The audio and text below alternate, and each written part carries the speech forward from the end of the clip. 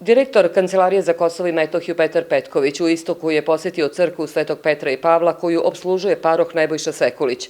Šestočlana sveštenička porodica je i jedino srpsko domaćinstvo u urbanom delu ove opštine. Blagodarimo Bogu što smo ovde i što služimo ovoj crkvi svetih apostola.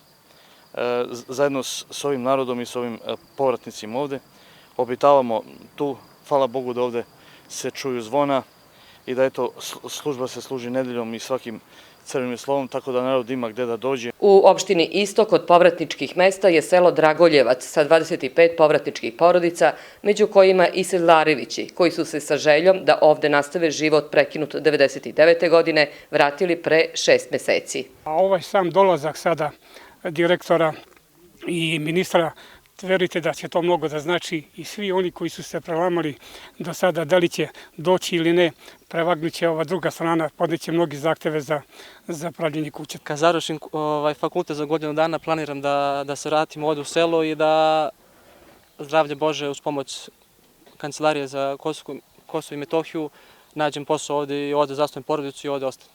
Sa ostalim povratnicima, Sedlarevići su direktora Kancelarije dočekali u dobrom raspoloženju.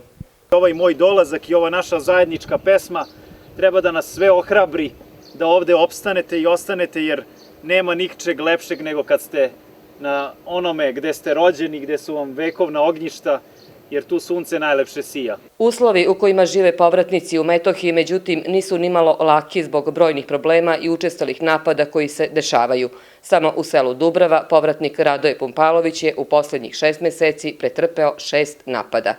Poslednji put, evo, pre nekoliko nedelja, Radoje Pumpalović je ponovo bio napadnut od strane Albanaca zato što ima veliku imovinu, zato što ima 9 hektara zemlje i ako pogledate ovde ovu prelepu pšenicu koja raste, sve to što albanski ekstremisti žele da mu otmu i ovim napadima pokušavaju da ga nateraju da napusti svoj vekovni prag. Država Srbija je tu da pomogne i pomoći ćemo. Ja vam i prenosim i ovom prilikom pozdrave predsednika Aleksandra Vučića.